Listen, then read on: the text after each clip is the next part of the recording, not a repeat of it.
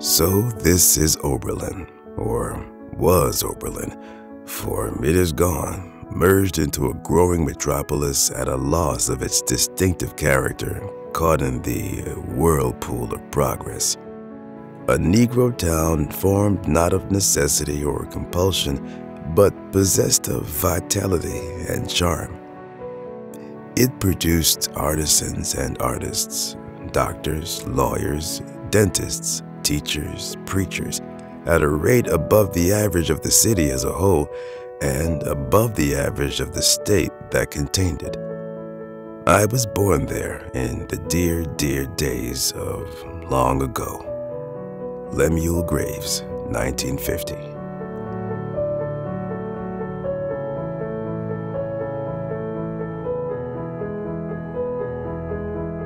Lemuel Graves' parents were both born into slavery shortly before the Civil War, and around 1885, newlyweds Willis and Eleanor Graves built the impressive Victorian home that was Lemuel's birthplace.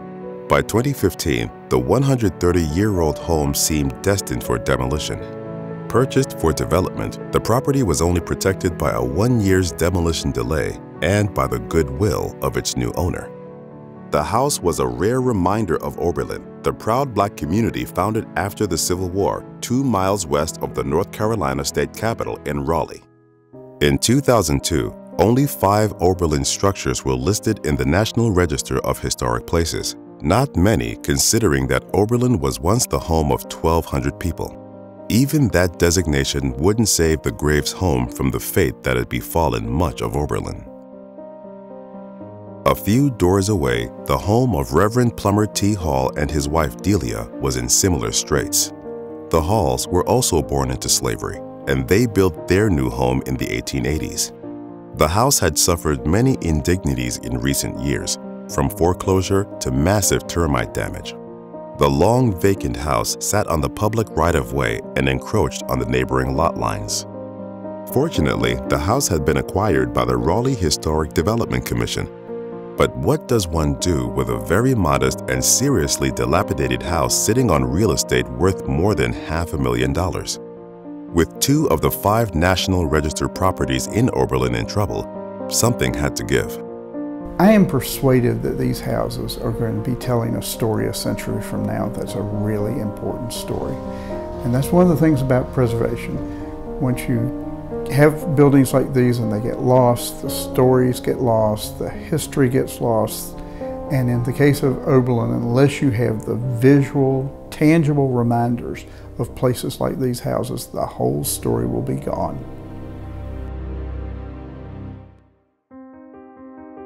At the end of the Civil War, 4 million slaves across the South suddenly faced a new reality: freedom. Where would they go? What would they eat? And how would they survive? Many slaves were ill-equipped to face the new free world they were entering. Some stayed on at their former plantations, working as sharecroppers for their former owners. But others wanted to get as far away as possible from the memories of the past and build a new life in communities where Black people could gather together, practice their trades, and live their lives without interference. Duncan Cameron was a wealthy plantation owner, politician, and banker. Cameron owned more slaves than anyone else in North Carolina. He was a complicated man, both owning slaves and helping them achieve more. In defiance of the law, Cameron allowed some of the slaves on his plantation to learn to read and write, while others learned skilled trades. It was on his land that much of Oberlin Village grew. After the Civil War, white merchant and entrepreneur Lewis Peck was one of the first to sell lots to newly freed slaves. He sold lots for $50, and for a short while, the community was known as Peck's Place. W.H. Morgan, a free Black prior to the Civil War, also sold land to former slaves, creating an area called Morgantown, and another portion of the area was sold and named San Domingo. James Henry Harris purchased land along Old Hillsborough Road. Through his business, the Raleigh Cooperative Land and Building Association, he developed the land into individual plots and loaned money to residents to purchase land and build houses. The community was named Oberlin for Harris's alma mater, Oberlin College, a school in Ohio well known for its abolitionist stance and open enrollment to both African Americans and women. After the war, Harris returned to North Carolina and quickly became one of the most prominent black politicians in the state, doing what he could to help newly freed slaves. The newly freed slaves were eager to buy their own land because it meant an escape from paying rent to a white landlord and another step toward freedom. This prompted many whites to disparagingly call the community Save Rent. Local newspapers referred to the growing community by a variety of names, causing the citizens of the new community to write a letter to the Raleigh Daily News in March 1872. Dear Sir, you will please do us the kindness to correct the many errors you have unknowingly made in the name of our flourishing little village. It is neither Morgantown, San Domingo, or Save Rent, but Oberlin. With a due compliance, you will greatly oblige. The paper responded the same day, but not so kindly. Call it what you please. We are sorry we ever called it anything, but should necessity hereafter require it, we shall call it Morgantown, San Domingo, Save Rent, Oberlin. Eventually, the citizens had their way, and the community was officially called Oberlin.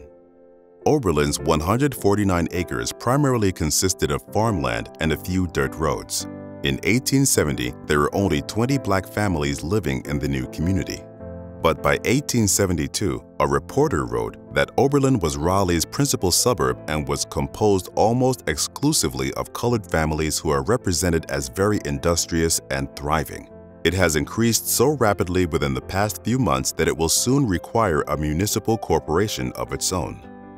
One of the early land buyers was Lemuel Battle Hinton, a harness maker whose daughter Eleanor would marry Willis Graves, builder of the Graves Fields House.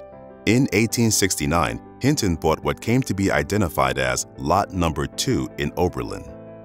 Lemuel had to make 10 annual payments before the property was his. In 1879, a few months before his last payment was due, Hinton must have run short of funds. He borrowed $75 from a white cotton merchant. The collateral for the loan was 2 oxen, 1 milk cow named Barnhill, a wagon, and farm implements. Hinton made his last payment to Lee, and his family owned the property until the Great Depression of the 1930s. During this era of growth, the citizens of Oberlin turned their energy to establishing the new institutions needed to have a successful community: churches and schools. In 1869, a new Methodist church was founded, and by 1874, its new building was completed. It was named Wilson Chapel Methodist Church in honor of Wilson Morgan, the minister who donated the land for the church. Morgan, a former slave, and his son, a brick mason, both served in the North Carolina House of Representatives. Lemuel Hinton was one of the church's founders, as was Nelson Farrar, Willis Graves' stepfather. Religion and education went hand in hand. The first Oberlin school started at Wilson Chapel as soon as the new building was completed. Sunday school was just that, school on Sunday to teach reading and writing to children and adults alike. The community also needed a cemetery since former slaves could not be buried in white cemeteries.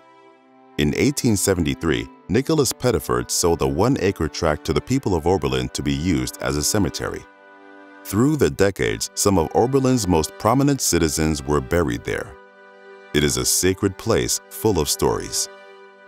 2 Baptist churches were also founded, Hall's Chapel and Mount Moriah. The founder and first pastor of Hall's Chapel, Reverend Plummer T. Hall, grew up enslaved in Warrenton. For the first decade after the Civil War, freedom and equality were at least the law of the land. The election of 1876 changed all that for nearly a century. Reconstruction was finished. No longer would the federal government protect the civil and political rights of African Americans. The party of Lincoln would now refrain from interfering in the South's local affairs. Southern Democrats pledged they would recognize the civil and political equality of blacks, but it was a false promise. Almost immediately, Southern legislatures passed Jim Crow laws requiring the separation of whites from persons of color on public transportation, in schools, parks, restaurants, theaters, and other public facilities. These laws also sought to keep black men from voting. It was the beginning of a dark and dangerous time for former slaves and their offspring. Despite these setbacks, the citizens of Oberlin kept building their new town. Quite a town, composed almost entirely of colored people, has grown up a mile northwest of the city. The length is more than a mile and it has some 750 inhabitants. It has been given the name Oberlin.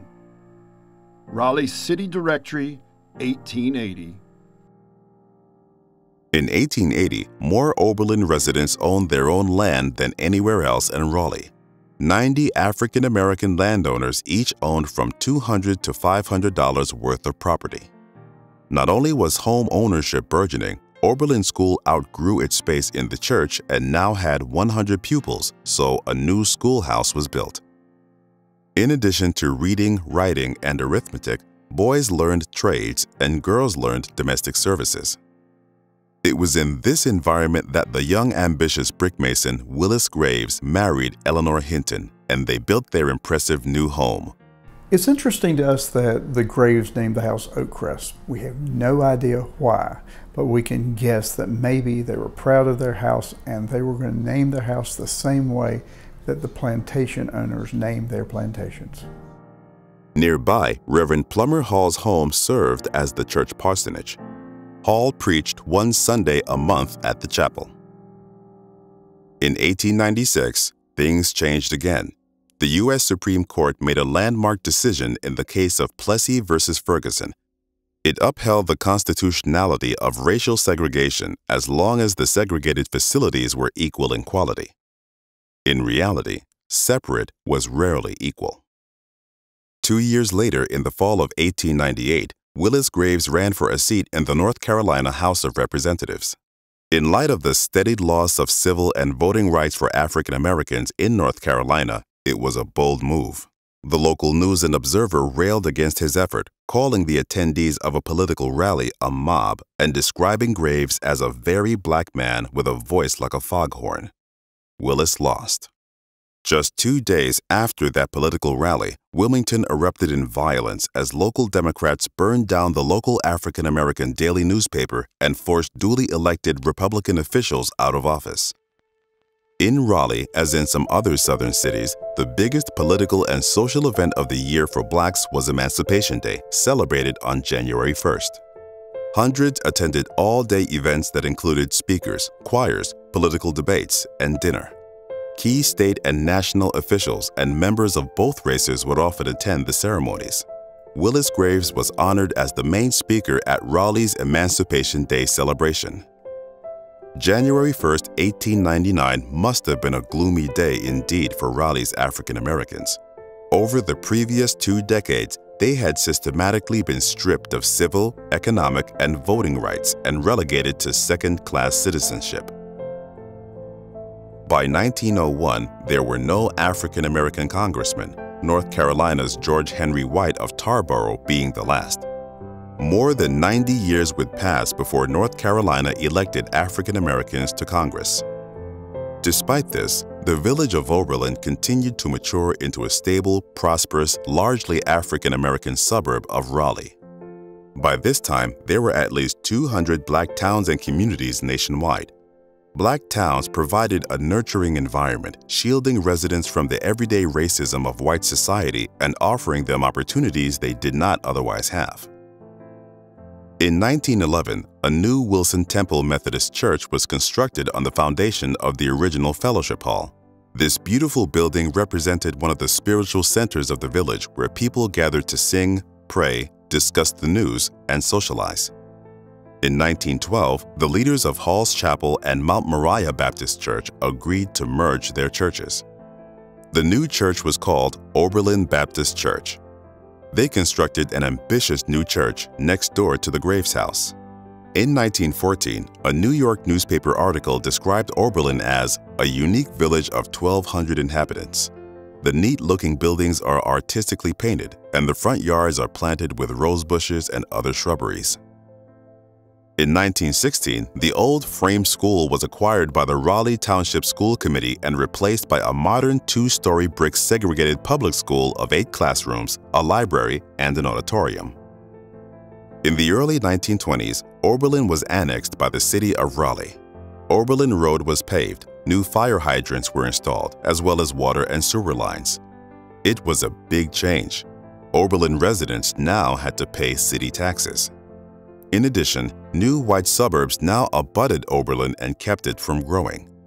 Several of these residential communities had racially restrictive deed covenants prohibiting African American ownership.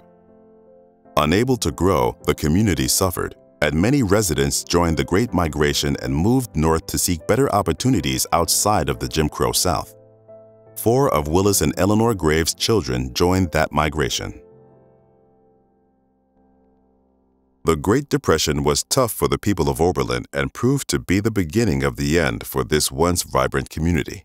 Residents lost their jobs and were unable to provide for their families. They sold their houses for pennies on the dollar to make enough to survive or to pay off their mortgages and taxes. In the 1930s, the Graves family left Oberlin. John Graham, a black railroad employee, and his wife Alice bought the house out of foreclosure. The Grahams then sold it in 1945 to Spurgeon and Jeanette Fields, whose family lived there for the next 70 years. Despite its challenges, Oberlin was still a proud community. Oberlin is the premier African-American suburb of Raleigh.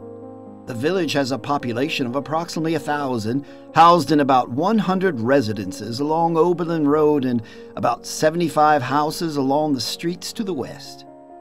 Its citizens are esteemed by both races for their industry, frugality, and high character. Oberlin has ever been free from disorder. Not a single recalled major crime stains its record. Willis Briggs, News and Observer, August 8, 1948. I think one of my fondest memories is walking down through these wooded areas. There was one behind my house, particularly in the summertime and in the spring. I can remember you would almost become euphoric when you walked down through the woods. I did, anyway, from the fragrance of the honeysuckle and other flowers down in the wooded areas. It was like going into another world. There were a number of plum bushes or plum trees throughout the community. And that was just part of what we did. We went down there in the woods, we plucked plums. Sometimes you would find wild peach trees and wild apple trees and grape arbors in the woods. And it was just kind of a joyful kind of experience. I remember honeysuckle vines and pulling the flowers off and sucking the nectar out of the back of them. I remember picking blackberries. We had locust trees. Every day we had the big dinner during the middle of the day. And she would, "What do you want for dinner? Mama Turner, we want a blackberry cobbler." She said, "Well, go down there and pick the blackberries." Well, here we go down in the bushes to get the blackberries, and then we see a snake and we run back. But whatever we wanted to eat, because they had a huge garden, she'd tell us, "Go pick what you want," and she would fix whatever we want. In that same year, the United States Supreme Court, in a landmark case, Shelley versus Kramer, held that racially restrictive covenants are unenforceable. These agreements kept people of color from buying property or living in certain neighborhoods, guaranteeing that neighbors would all be white. Raleigh suburbs Cameron Park, Hayes Barton, and Bloomsbury all had racially restrictive covenants excluding black ownership and occupancy. This wasn't just a Southern thing. Neighborhoods from Boston to Seattle and Detroit to San Francisco were also racially restricted. These covenants were encouraged by the Federal Housing Administration. About the same time, construction started on Cameron Village, Raleigh's first mixed-use shopping, office, and residential development. Although most of the new buildings were east of Oberlin, the project had a big impact. Oberlin Road was the easiest route to get to Cameron Village, and property after property was rezoned and sold for commercial use. Adding insult to injury, Some of the modern new stores in Cameron Village, such as Sears, had separate white and colored restrooms and water fountains. But the demise of Jim Crow was soon to begin. I remember going there and I would see colored and white. And I said, that's interesting. And so I said, and I think my mother or somebody said, well, you're not supposed to drink out of that one. I said, oh, really? So when my mother turned her head, what did I do? I decided I was going to do it anyway. And I said, oh, that's interesting. The one that has white is cold and the one that says colored is not. I said, so is this the way this is supposed to be? I do remember that distinctly. We would sneak down in Cameron Village to Sears and drink out of those colored white water fountains. I had a white playmate and we would take turns drinking out of the water fountains till they ran us out. In 1954, the U.S. Supreme Court in the case of Brown versus Board of Education held that school segregation was unconstitutional, virtually overturning the doctrine of separate but equal. During the mid-1950s, residents of Oberlin, many of whom were second or third generation, were living comfortable lives despite the rigid bounds of segregation. Oberlin was a true community, close-knit and neighborly. So it's just a place where we know everyone. You just look up and wave and say, hey, how are you? So it's a very safe, and you feel a kinship to the people that worked so hard to try and get this land. I mean, it wasn't easy back then for blacks to own any land. And I think this community really stands out because you had a lot of professionals. My mom used to always talk about that, how it was very professional. Now people kind of looked at the people at Oberlin a little bit differently because the African Americans in Oberlin owned land, and a lot of other places around the city they didn't. But it felt like a very safe, a very loving neighborhood. Never as a child was there ever any fear about going out or doing anything. And everybody knew each other. If you walked up and down these streets, and people on the porch, or wherever they were, hey, Miss Kate, how you doing, Miss Kate? And if you didn't speak to them coming back, they'd call and tell your parent. Maybe Korean passed by here and they didn't say a mumbling word to me. So that's just how the neighborhood was. Oberlin really was like it's like a village unto itself. You know, it was like so bonded and so close knit that, you know, you kept, it was like a woven piece of fabric, and everybody kept everybody else, you know, on the straight and narrow. So that even though it was segregation and it, you know, it was racism, etc., you didn't get any of that vibe. You didn't get any of that. There was a closeness, there was a bond that I kind of felt in the community that existed there among all the people. Seems like everyone kind of knew everyone very well. And then I began to realize that there was a kinship network in Oberlin. I always felt that in the Oberlin community, we lived in a triangle from home, church, school. Because the preacher knew you, and the principal knew the families, and the teachers knew everyone, and it was a wonderful village to grow up in. It was interesting to me that on Sunday morning, my grandmother would get up early in the morning and she would do a full-on breakfast. I cannot believe that she could do that. I mean, it was the biscuits, the red-eye gravy, she'd do that in the morning. We'd all come together from parts of that little house, have breakfast together, and then we would go to church. They would go to Sunday school and we would go to church, and after church I got to go to that corner grocery store where I got Kool-Aid and the sticks and the dill pickles, and that's the only time of the week we were allowed to have a soda, and my favorite was orange. Oberlin Village was all about one generation doing better than the next. It was building on what you had, because we stood on the shoulders of a lot of giants.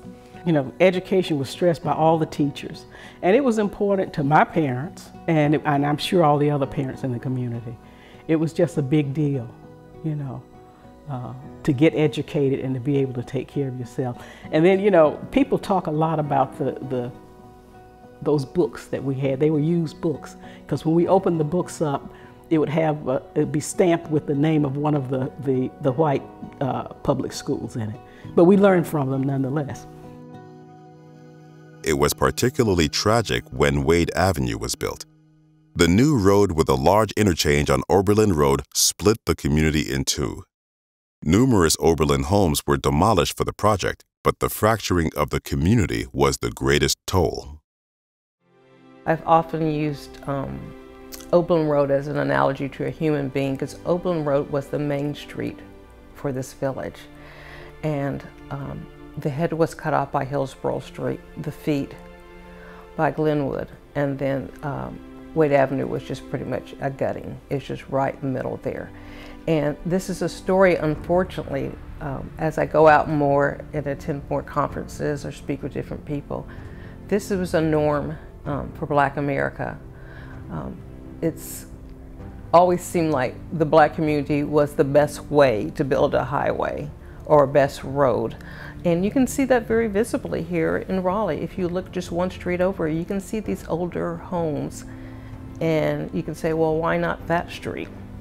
I was just a boy, but I had a sense of the people who lived up there in the 1100 block being very discomforted, to use a very mild word, about this, because they were going to have to leave their homes and relocate to some other place because a decision had been made to widen Wade Avenue. And let me tell you, that was a huge project that really disrupted the community. And so when we got displaced and had to move in, I think it was around the 55 or something like that, it was very hard on my mother because she had been there most of her life and she grew up there, was a member of the Daughters of Oberlin. You know, there was a lodge that was up near the church. And so it was difficult. And it's a bittersweet memory for me when I think about it. I get nostalgic, but I also have a little bitterness. Well, we lost those relationships, but also we lost the honeysuckle vines and the blackberry bushes, the locust trees. And I think that sense of community, you know, we lost that. New public housing was also sited in the neighborhood. As happened all over the nation, new highways and public housing intentionally reinforced segregation, targeting Black communities and hastening their decline. Oberlin's identity was beginning to fade. Unfortunately, people start moving away, and it just changed. It started to change the fabric of the neighborhood. We've been paved over and pushed out because developers have opted to erase Oberlin Village, a decision they have adopted. In 1870, the seed was sown by freed slaves who marked the territory as their own. With their blood, sweat, and tears, Oberlin has grown, only to be demolished, leaving us with only memories as they take away our home. Just 2 years later, Joe Holt Jr. of Oberlin was the first to attempt to integrate Raleigh public schools. He was denied admission to the all-white Needham Broughton High School. The case moved slowly through the courts, and Joe graduated before the case was heard. Nevertheless, he won, and others from Oberlin were now able to attend white schools. There were 3 families that applied initially to a white school, Josephus Daniels Junior High School, which was almost new, which was located on Overland Road. Our family, the Holt family, was the one family that continued to press forward. But let history record that the initiative to challenge segregation began in the Oberlin community. So here you see the Raleigh Times on Saturday evening, and you see this picture of my mom and dad and me. And the headline read something like this: Negro Dad Made Soup. In 1956, a Black man's talking about suing the white power structure, and their picture is in the paper. Okay? Now that sent shockwaves throughout Raleigh, throughout the Black community, and right after that, we began to receive all kinds of hate calls, threats, and everything, and our lives became kind of like a living hell for the next 3.5 years. Harassment, threats, sinister phone calls all through the night, all hours of the night. My dad eventually was fired from his job. It was a very tense and stressed next 3.5 years. Yeah. In 1964, President Lyndon Johnson signed the Civil Rights Act into law, outlawing discrimination on the basis of race, color, sex, or national origin. It was a landmark act which changed the course of American history. At last, black students were able to choose to go to predominantly white schools, and many did just that. This drove down attendance at the formerly all-black schools, some of which had to be closed due to low enrollment. Attendance plummeted at the Oberlin Graded School until it could no longer be sustained. It closed in 1968. The building sat empty for 6 years before being demolished and replaced by a new YWCA building, another commercial intrusion in the heart of Oberlin. The YWCA was built on the school site, right in front of the Overland Cemetery. The cemetery was hidden away, not owned by anyone. It suffered neglect and was increasingly obscured by overgrown woods and high-rise apartment buildings. Oberlin still retained its name, but when the land was rezoned and developed for commercial use, many of the remaining families had little choice but to sell their homes. The area was becoming commercialized, and homeowners no longer felt it was their beloved Oberlin neighborhood. Oberlin Village and many of its early families were now gone. There is great irony that Oberlin Village was built by people who had endured slavery, were forbidden education, and owned nothing. They created a successful community of educated, influential black families who attained wealth and property. They not only survived, but thrived. Despite their amazing success, the residents of Oberlin Village were subjected throughout the 20th century to governmental actions that were used to enforce racial segregation all across America. In the end, their homes were torn down to make way for progress. Progress, that is, to benefit whites.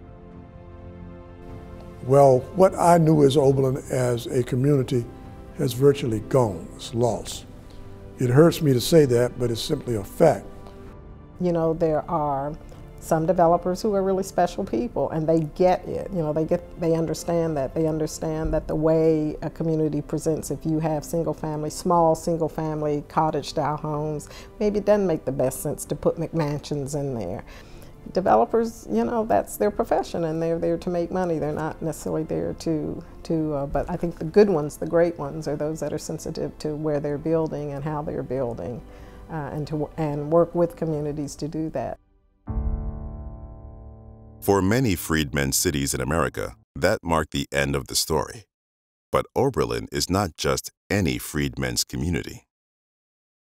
Tucked away behind the hustle and bustle of new stores and restaurants, Raleigh forgot about Oberlin.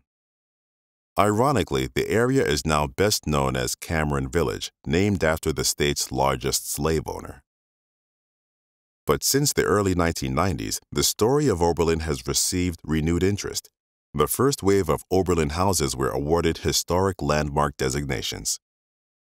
In 2011, a nonprofit group named Friends of Oberlin Village was founded to help preserve the history of this place and its people. They have organized cleanup events and other gatherings to honor and celebrate the proud history of these resilient people. Oberlin Cemetery was designated a historic landmark in 2013. The cemetery is mostly without headstones or markers. Depressions in the earth represent the forgotten people of a nearly forgotten place.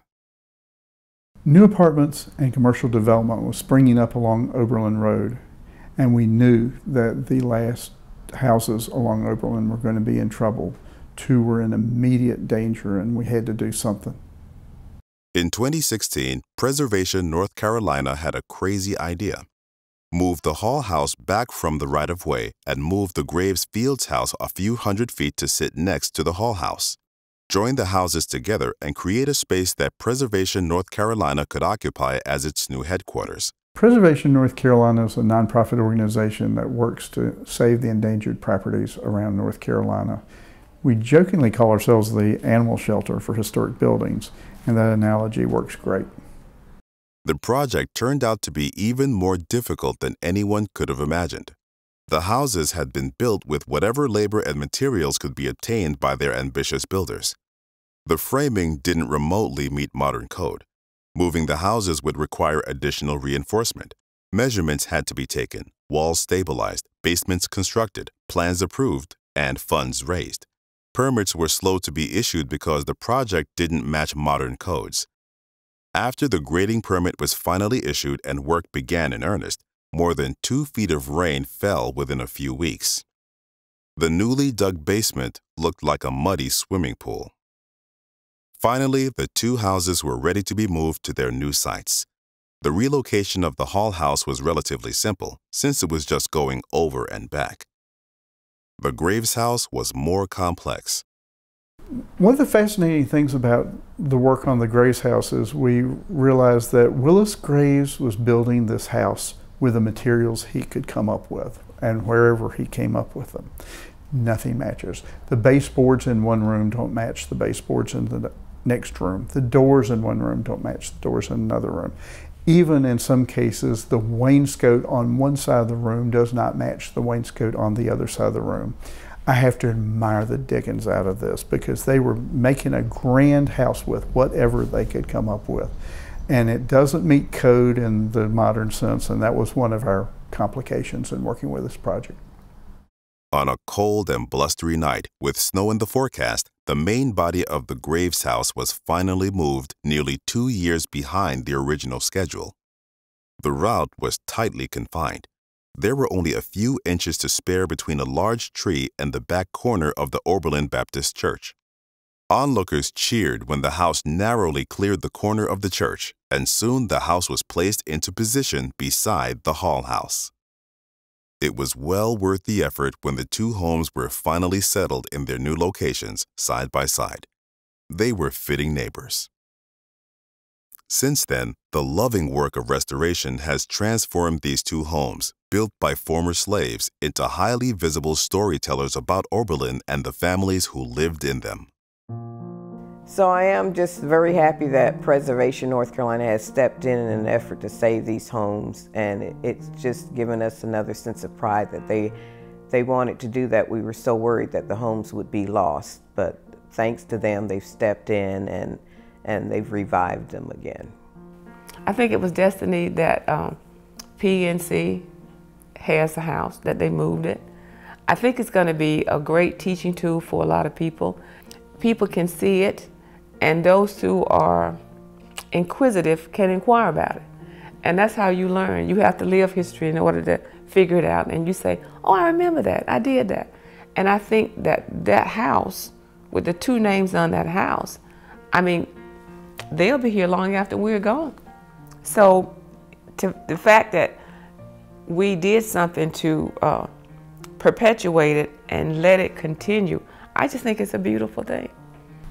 When we started working on this project, we looked to the National Register nomination, which said that the Graves children went north as brick masons and carpenters like their father.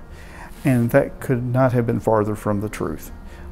We found these amazing people who had left North Carolina and done phenomenal things in other places, and we had no idea that that was the case. I don't know, I was walking around one Friday afternoon and I got a call from Myrick asking if I was the granddaughter of Lemuel Graves, and I said, okay, so who is this? And it was so amazing to find out that someone was involved in an effort to preserve the Graves house. To be honest with you, I knew Julian Hayward had mentioned the Graves house to me years ago. I had no idea it was still standing, and suddenly everything kind of clicked that this was the same house, and being able to connect through the family and to learn all of this wonderful history about the family, and also the importance of oral history. The stories that were passed down orally to us are validated by a lot of what we've learned. The Graves House means, it's that connectedness, that rootedness, and so often in African American genealogy it is so hard to find documentation. So we depend on the oral histories, we depend on you know, the validation that we get through similarity of oral histories, but it's rare and it's difficult to get the documentation. So to have a physical space and to be able to step into it and sort of feel what it must have been like to be in this space and to see Oberlin. And for a lot of people, they're descendants of slaves. So whereas a coworker can say, guess what, I've traced myself back to Pocahontas or whoever, that's a luxury. That's a true luxury. For many blacks, Oberlin Village is the only home or the only route that they can establish their history with. Because while they were slaves, they were chattel, they were property. And that's what's so beautiful about the Plummer T. Hall house, because he was a former slave. And you know, I can look back in our records when we began in 2011, and one of the things that was my goal was I want to save the Plummer T. Hall house. I just, you know, as an interior designer and architect lover, I thought that was the cutest house, and so I'm so pleased that that goal has been done. During the 3 long years it took to accomplish this ambitious task, much has been learned about the families who lived in these houses.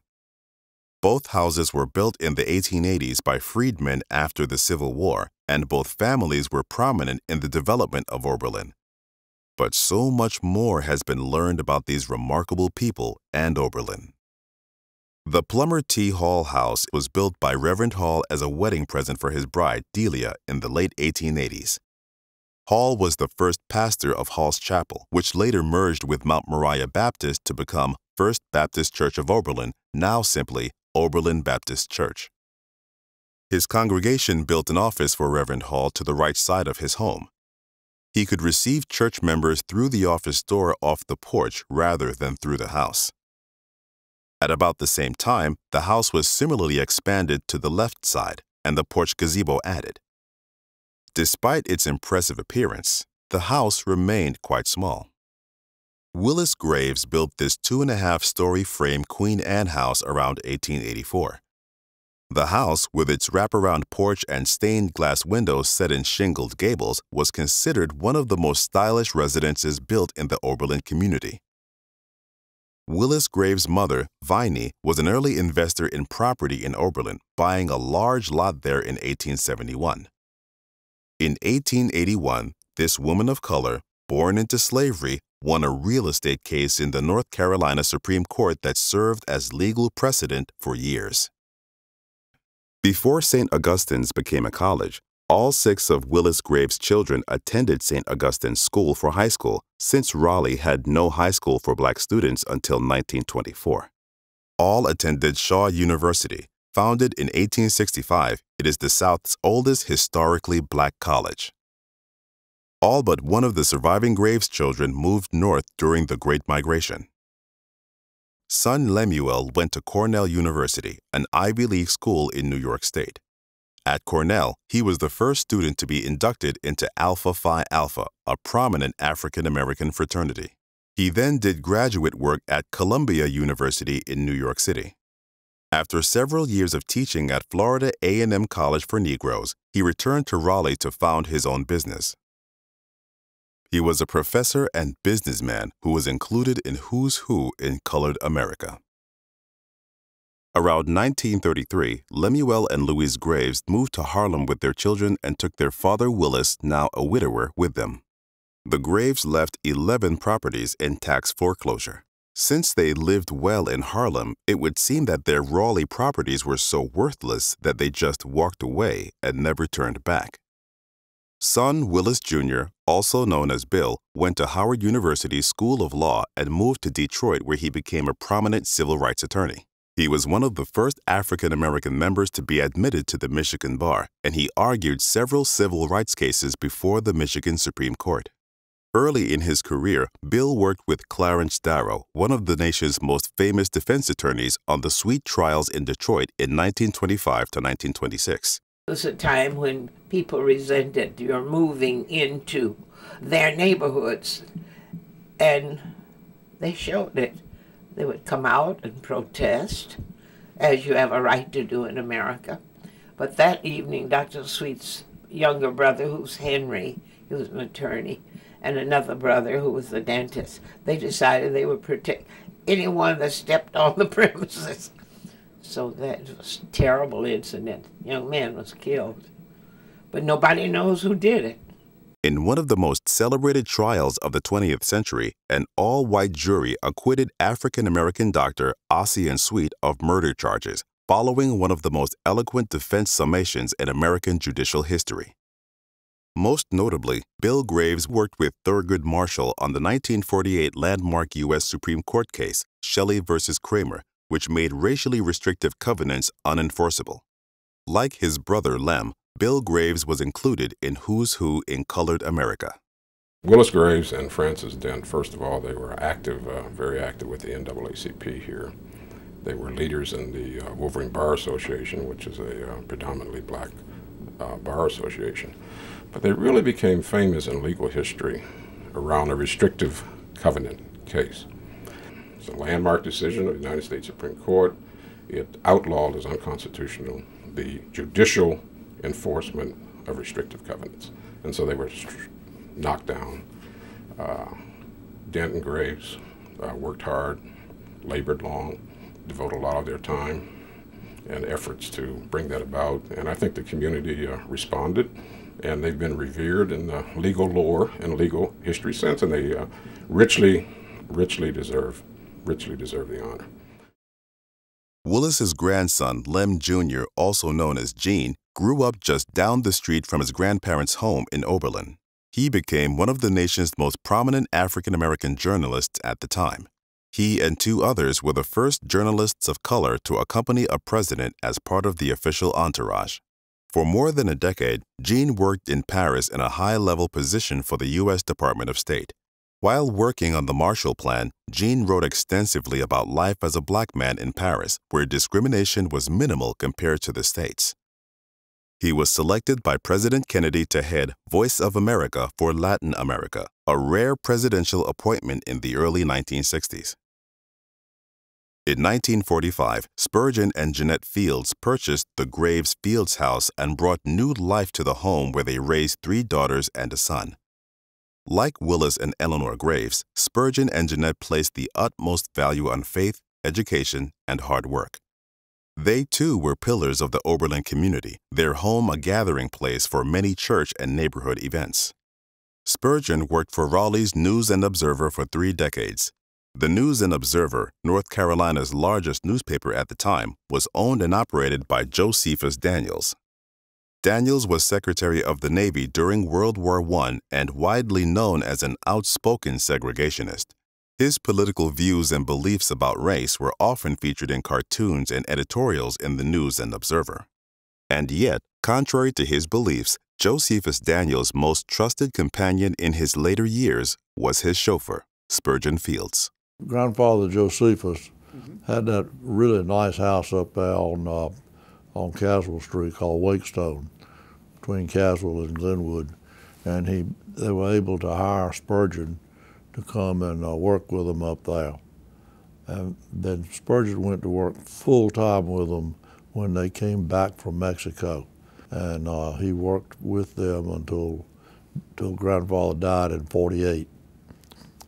Actually, Spurgeon taught me how to drive when I was 14 years old. We would go up to Wakestone. I'd go up to Wakestone, he'd let me drive in the car back and forth in the driveway. And he was just one of the nicest guys. And particularly after Grandmother died in '43.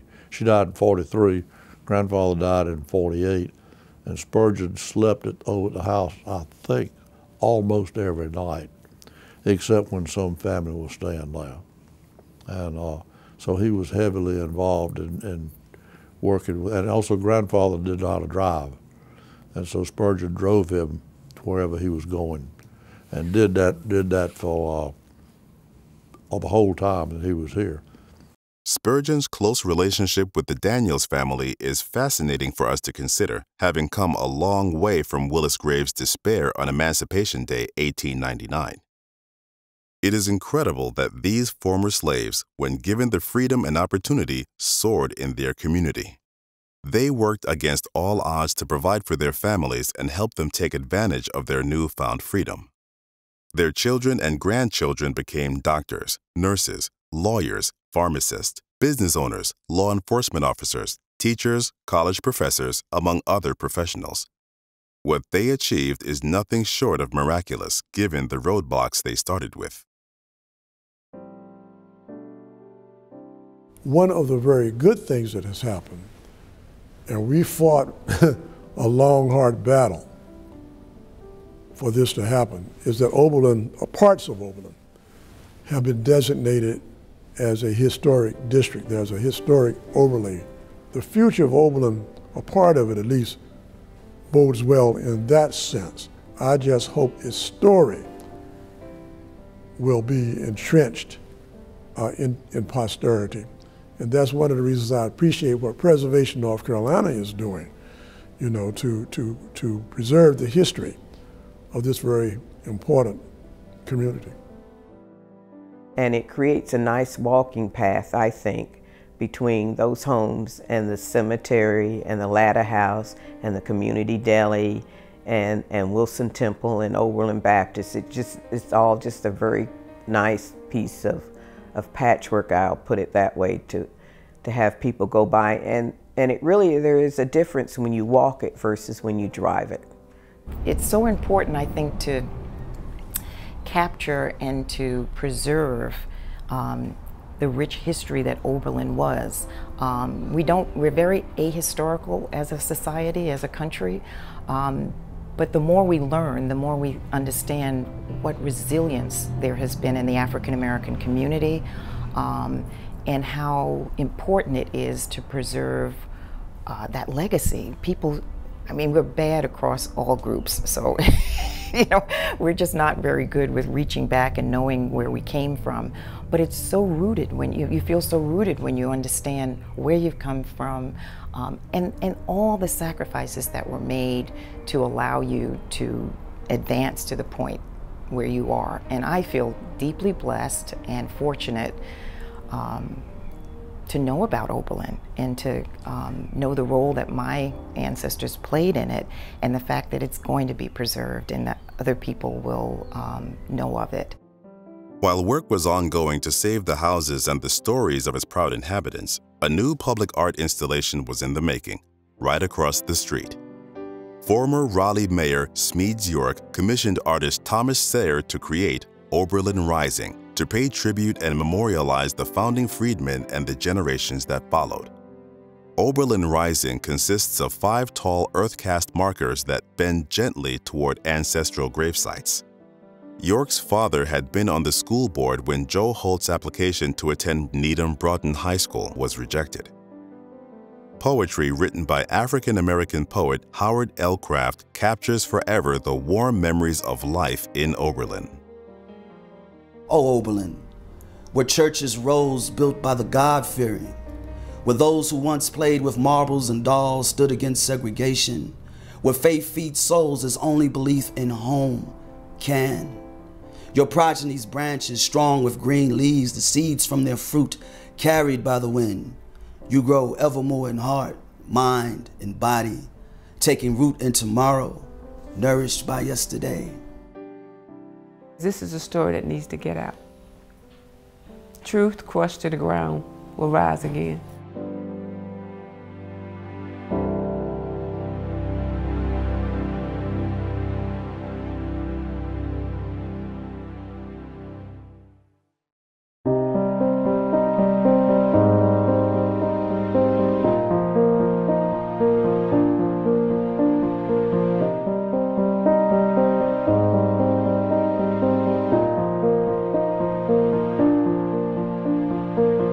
Ode to Oberlin. Here, along what was once Old Hillsborough Road, black makers fired the flame that fashioned this place. $50 for a parcel of dream measured out by the acre. Here the hammer, boards banged into place, bricks slapped with mortar, the drayman's horse clopping pulling cart, with supplies for 750 pioneers of the possible. Masons, carpenters, seamstresses, school teachers, transforms Peck's Place and Save Rent into a mighty village rising. Oberlin, for founder James H. Harris's alma mater, Ohio home to abolitionists. Oberlin, for freedom and tomorrows made from longings slaves dared not long for, but long for anyway. Oberlin, testament to a people's will and the tomorrows born from it. Your craftsmen have gone forth into the capital city. Your educators have built schools, founded universities. Your people have stood on the front lines in America's wars. Oh, Oberlin, where churches rose built by the God-fearing, where those who once played with marbles and dolls stood against segregation, where faith feeds souls as only belief in home can. Your progeny's branches strong with green leaves, the seeds from their fruit carried by the wind. You grow evermore in heart, mind, and body, taking root in tomorrow, nourished by yesterday. Visitor's note: as you stand here or sit and gaze and breathe in the history of this place, know it was born of sacrifice and struggle, and it was made and is made from the lives of people who loved and lived and do so still. Let their spirit, industriousness, and determination lend strength to your own, so when you walk away, a piece of Oberlin travels with you.